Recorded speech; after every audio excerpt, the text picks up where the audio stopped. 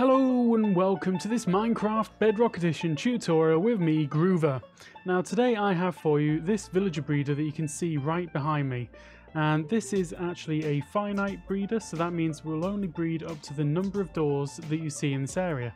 And now I've got around about 90 doors, so I should get around about 90 villagers from this. I've got 2 breeding pairs and obviously a spare golem who I just can't stop from spawning. But let's just turn around and have a little look around here. We've got our baby villagers down here, all gathered, all waiting to grow up. Some of them have grown up and they've gone up the tube and they're bobbing around in there. Let's just say hello to those two. So yeah, basically this is a little waiting room area. And let's just put this back in because, oops, no, not like that, like that. There we go. So this is the waiting room area where they're just waiting to grow up. When they grow up, they're going to get their head up here and then they're going to get pushed into this corner and go up the tube. Okay, now if I come over here, you'll see my breeding pairs down there having a great time. And what we'll see down here is where the baby villagers come out.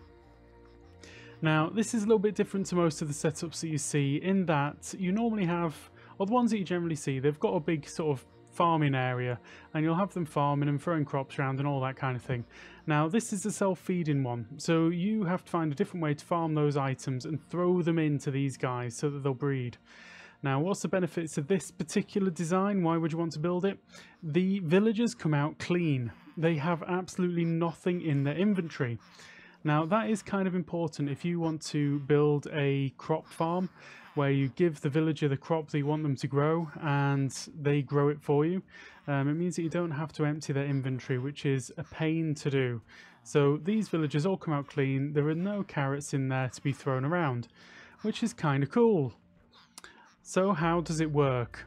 Now obviously we've got all the doors out here which are creating the village, and the villager to door ratio in Bedrock Engine is 1:1. So you've got 1 door and it's going to try and produce 1 villager. I think the minimum number of villagers is 3 that it'll try to do. So if you've got 1 door and 3 village or 1 villager or 2 villagers, it'll breed a 3rd one and then stop. And then thereafter it's 1:1.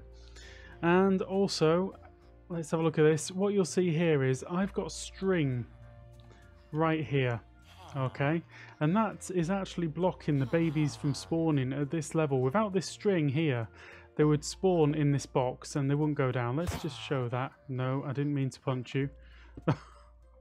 So let's just knock that out and hopefully we will be able to see a baby villager just pop up in here and not go down below. So let's give it a few moments. Right, there we go. There was one that just popped in. Actually, there's 2. So the string is actually making sure that the spawn heads downwards. So I'm going to try and get the string back in place so that these guys stop producing villagers up here. So I'm trying to put it directly on top of the carpet. So it goes string, carpet, string. That's the idea. So yeah, breaking that string, I've actually broken it now. So you need the string. It's really, really important. Otherwise, the villagers are going to pop up in here and they're not going to get taken away, and they're going to get fed carrots by the alders because they're the ones who've got their inventories full of goods, and everyone down here doesn't have anything in their inventory at all. Now, I don't know if it's worth doing a tutorial on this, but this is the layout really. Like I say, I've got it laid out here. I've got the 90 doors. The glowstone is actually validating the doors because that's considered a solid block in terms of not letting light through.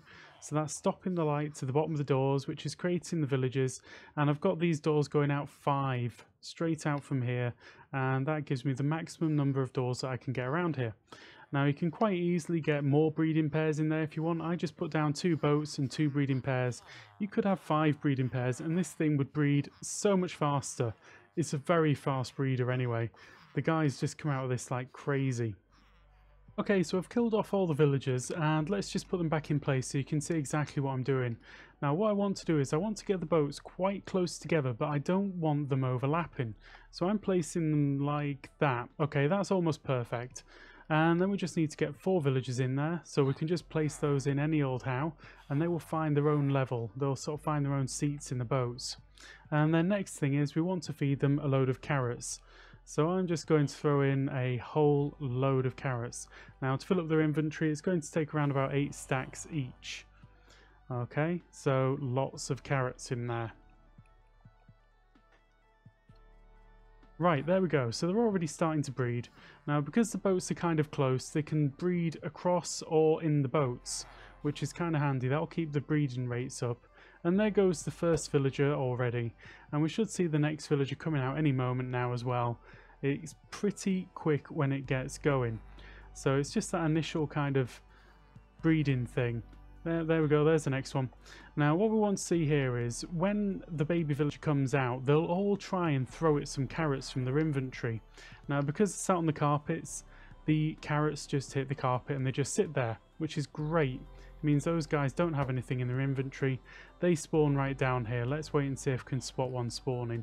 And you'll see that it spawns, see, completely underneath the carpet and completely safe. Never going to pick up any carrots. Never going to throw it to its friends. Easy. Okay, and there we go guys, that is my version of a villager breeder.